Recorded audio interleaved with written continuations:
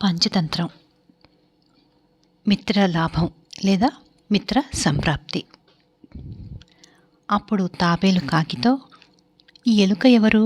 నీకు సహజ ఆహారమైన ఎలుక నీ కడుపులో ఉండడానికి మారుగా నీ వీపు మీద ఎందుకుంది? దాన్ని నువ్వు ఎందుకు మోసుకొచ్చావు? ఇందుకు అసాధారణమైన కారణం ఏదో ఉండి ఉండాలి అన్నది. ఈ ఎలుక పేరు హిరణ్యకం, నా ఆప్తమిత్రుడు. ఇతను ఏదో కష్టంలో ఉండి నీకోసం వచ్చాడు. నేను అడిగితే అదంతా పెద్ద కథలెమ్మన్నాడు. అందుచేత అదేమిటో నాకు తెలీదు అన్నది కాకి.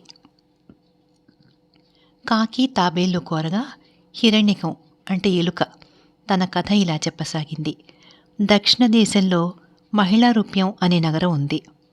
అక్కడ ఒక గొప్ప శివాలయం ఉంది. దాని సమీపంలోనే ఒక మఠం ఉంది. అందులోని ఒక గదిలో చూడాకర్ణుడు అనే ఒక సన్యాసి ఉండేవాడు. అతను రోజు భిక్షాపాత్ర తీసుకుని నగరంలో భిక్షం ఎత్తేవాడు. నగరంలో అనేక మంది ధనికులు ఉండడం చేత అతనికి చక్కెరతోనూ బెల్లంతోనూ చేసిన మిఠాయి వస్తువులు, దానిమ్మ, మామిడి లాంటి మంచి మంచి పళ్ళు దొరికేవి. అందులో కొద్ది భాగం మాత్రమే తాను తిని హెచ్చు భాగం భిక్షాపాత్రలో భద్రపరిచి దాని గోడకు ఉండే కొయ్య చిలుకకు తగిలించేవాడు.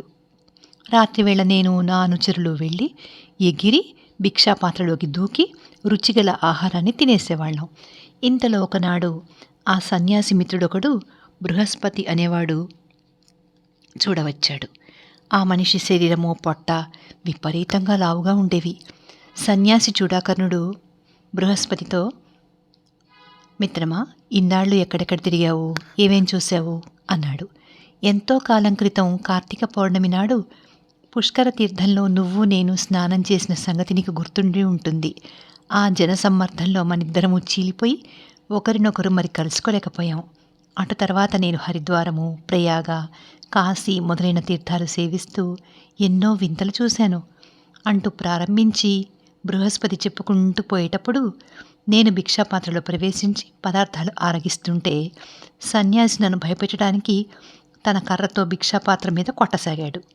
అది చూసి బృహస్పతి విసుక్కుంటూ, ఇదేమిటి మిత్రమా, నన్ను చెప్పమని ఆ కర్రతో అలా చప్పుడు చేస్తావెందుకు? విసుగు పుడుతుందా అన్నాడు. దానికి చూడాకర్ణుడు, ఆగ్రహించకు మిత్రమా, ఒక ఎలుక తన అనుచరులతో సహా వచ్చి భిక్షాపాత్రలోకి దూకి నేను దాచిన ఆహారం అంతా తినేస్తుంది అన్నాడు. ఇక్కడ ఒక్క ఎలుకే ఉందా లేక చాలా ఉన్నాయా అని బృహస్పతి అడిగాడు. ఇతర ఎలుకలున్నాయి, కానీ వాటిని నేనంతగా పట్టించుకోను. ఇది వాటికి నాయకుడు, దానికి నేనంటే ఏమీ లక్ష్యం లేదు అన్నాడు చూడాకర్ణుడు.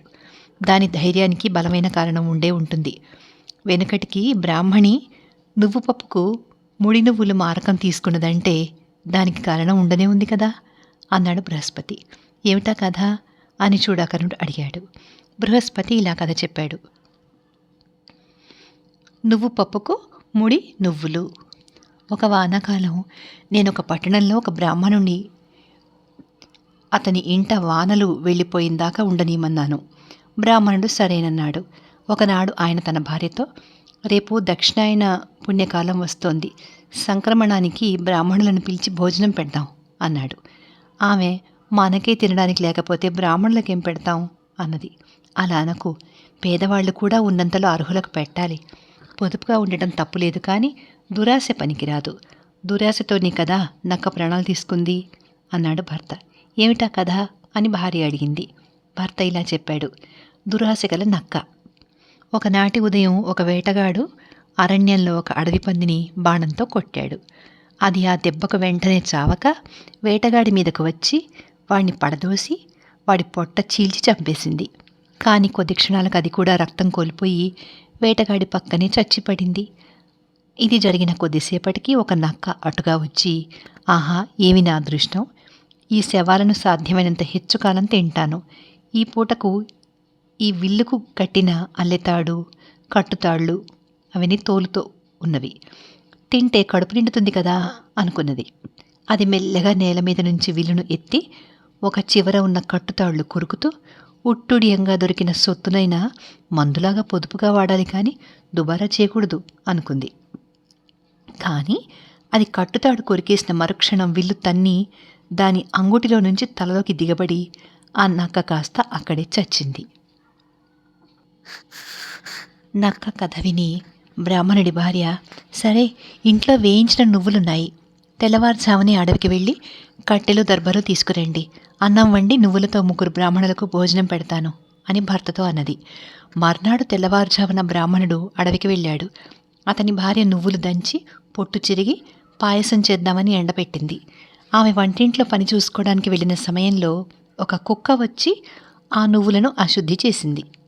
అది చూసి బ్రాహ్మణుడి భార్య, ఇవాళ బ్రాహ్మణులకు ఏం పెడతానో ఒకటే దారి కనపడుతుంది, ఈ పొట్టు తీసిన నువ్వులను ముడి నువ్వులకు మారకం వేయాలి, ఆ తర్వాత వంట చేయాలి అనుకుంది.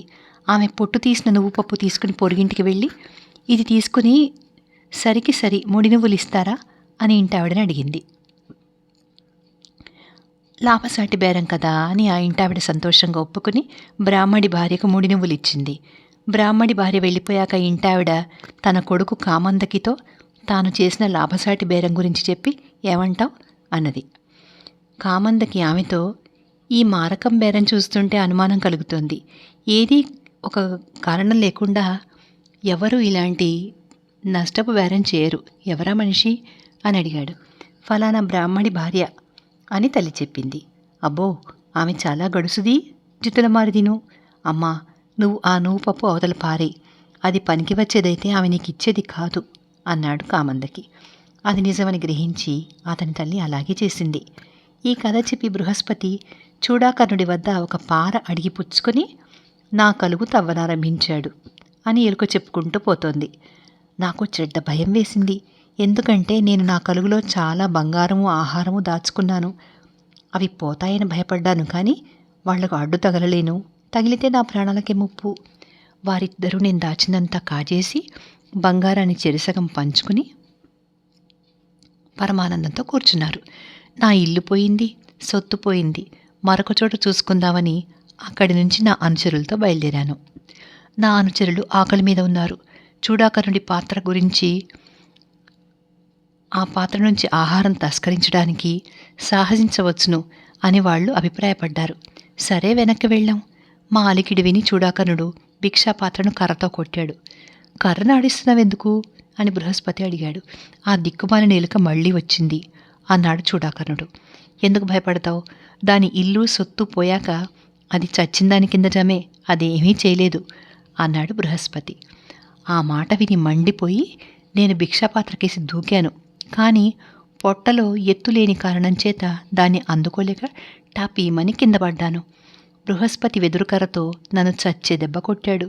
విధిని నమ్మినవాడి కథలోలాగా ఆ దెబ్బని ఎలాగో తప్పించుకున్నాను అన్నది ఎలుక. ఏమిటా కథ అని మందరకం అడిగింది. హిరణ్యకం ఇలా చెప్పింది. విధిలో విశ్వాసం అనే కథ. ఉజ్జయిని మహాపట్నంలో సాగరదత్తుడు అనే వర్తకుడు ఉండేవాడు. ఒకరోజు అతని కుమారుడు 100 రూపాయలిచ్చి ఒక పుస్తకం కొనుక్కుని వచ్చాడు.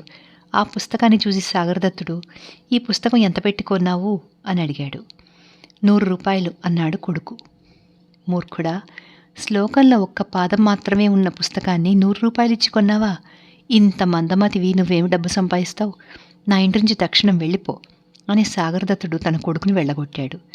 తన తండ్రి ఇలా చేసినందుకు ఎంతో నొచ్చుకుని కొడుకు చాలా దూరం ప్రయాణం చేసి కౌశాంబి నగరం చేరి అక్కడ నివసించసాగాడు.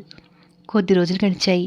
అక్కడి వాళ్ళు అతన్ని, ఎక్కడి నుంచి వచ్చావు, ఏం పని మీద వచ్చావు, నీ పేరేమిటి అని అడగసాగారు.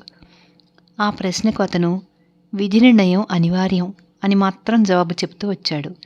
అందుచేత కౌశాంబిలో అందరూ అతన్ని విధి నిర్ణయం అని పిలవసాగారు.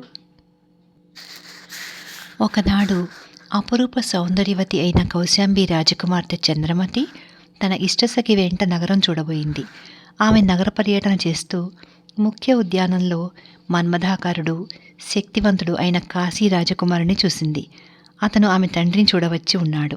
రాజకుమారి ప్రథమ సందర్శనంలోనే ఆ యువకుడిని ఇష్టపడి తన సఖితో, ప్రియా, ఎలాగైనా ఈ రాత్రి నేను అతన్ని కలుసుకునే ఏర్పాటు చేయి, ఇతనికి నా హృదయాన్ని అర్పించాను.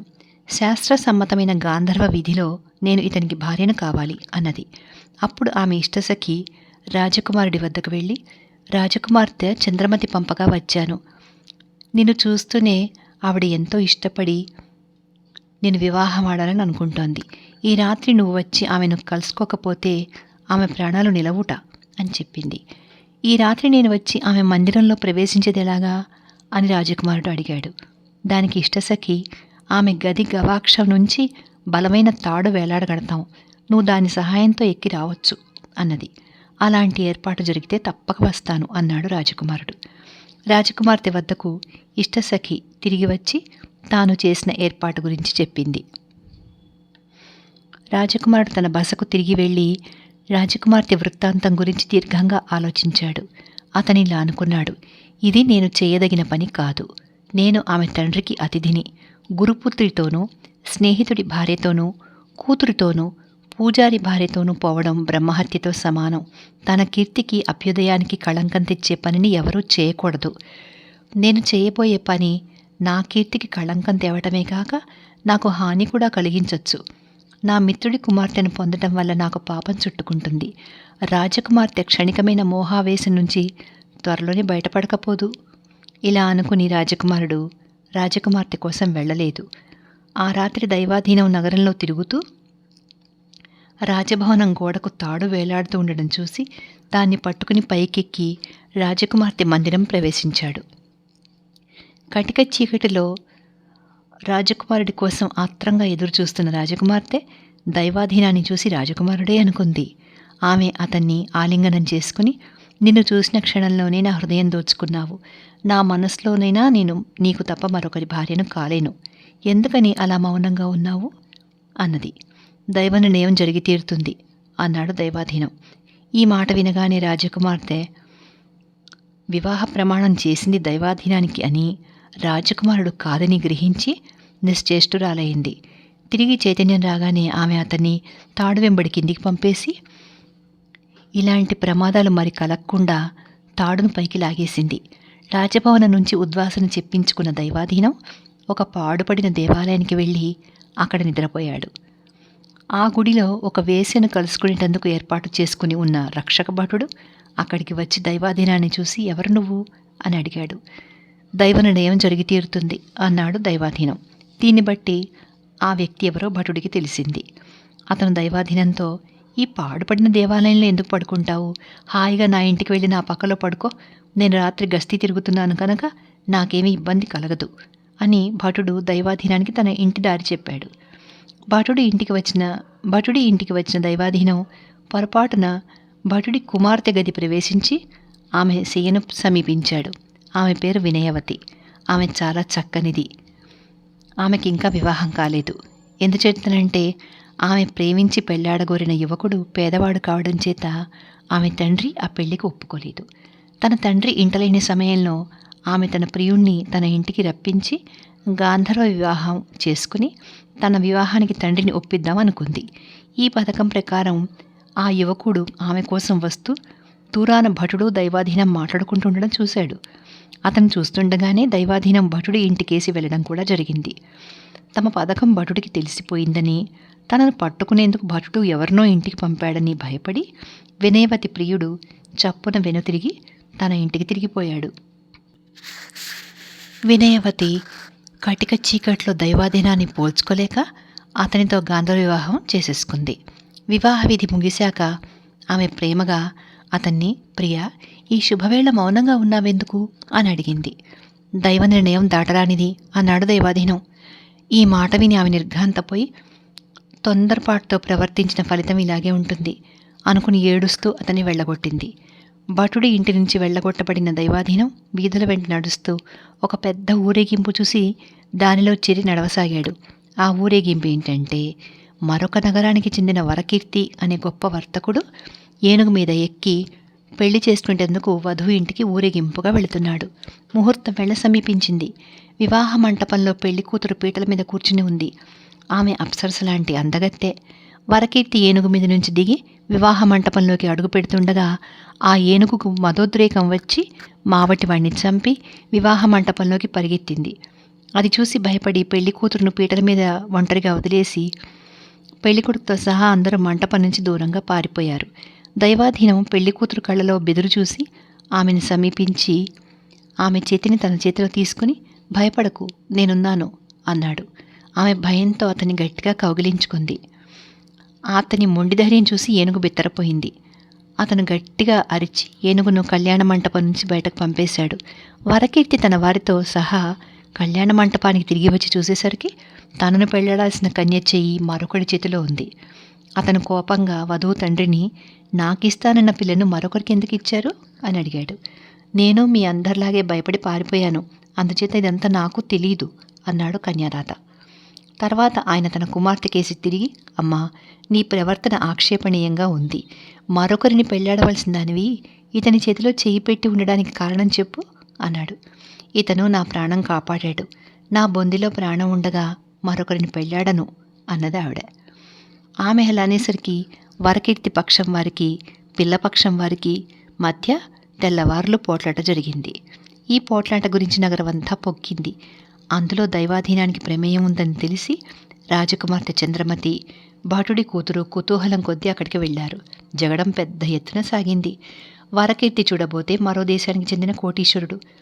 అందుచేత విచారించడానికి రాజే స్వయంగా బయలుదేరి వచ్చాడు. దీనికి అంతకు మూల కారణమేమిటి అని ఆయన దైవాధీనాన్ని అడిగాడు. అతను చంద్రమతిని, భటుడి కూతురును, వర్తకుడి కూతురును సాభిప్రాయంగా చూసి విధి నిర్ణయం జరిగి తీరుతుంది అని తనను బలపరచమన్నట్టు రాజకుమార్తె కేసి చూశాడు. ఆమె తనకు జరిగింది తెలుసుకుని, దాన్ని ఈశ్వరుడు కూడా తప్పించలేడు అన్నది. తర్వాత దైవాధీనం భటుడి కూతురు కేసు చూశాడు. అందుకే నేను జరిగిన దానికి సంతోషించను, విచారించను అన్నది ఆమె. వర్తకుడి కుమార్తె ఈ మాటల దృష్ట్యా తన అనుభవం గురించి ఆలోచించి, నా కోసం నిర్ణయించబడినది నాకు కాకుండా పోవడం ఎన్నడూ జరగదు అన్నది. ఈ నలుగురు అన్న మాటలు విని రాజుతో పాటు అక్కడున్న వారందరూ తికమకపడ్డారు. రాజు దైవాధీనానికి ముగ్గురు స్త్రీలకు అభయం ఇచ్చి నిజం దాచకుండా చెప్పమన్నాడు. అందరూ తమ తమ కథలు చెప్పారు. రాజు దైవాధీనంతో, నువ్వు చూడగా విధికి ముద్దు బిడ్డలాగా కనపడుతున్నావు. దానికి తోడు నీకు ధైర్యము, సమయస్ఫూర్తి కూడా ఉన్నాయి. నాకు కొడుకులు లేరు. అందుచేత నువ్వు నా కుమార్తెను పెళ్ళాడి నా రాజ్యానికి వారసుడివి కా. పెళ్లి కాగానే నీకు 1000 గ్రామాలు రాసిచ్చి నిన్ను యువరాజుగా ప్రకటిస్తాను. ఉన్న పరిస్థితిలోనూ భటుడి కూతుర్ని, వర్తకుడి కూతుర్ని కూడా పెళ్ళాడక తప్పదు. ఇందుకు నా అనుమతి ఇస్తున్నాను అన్నాడు. అదృష్టవంతుడైన ఆ యువకుడు ముగ్గురు వధువులను వైభవంగా పెళ్ళాడి వారితో సుఖంగా జీవించాడు. అతని తండ్రి, ఇతర బంధువులు అతని సమర్థత గ్రహించి అతనితో రాజీపడి అతని వెంటే ఉంటూ వచ్చారు. తర్వాత ఏం జరిగిందో నెక్స్ట్ వీడియోలో విందాం.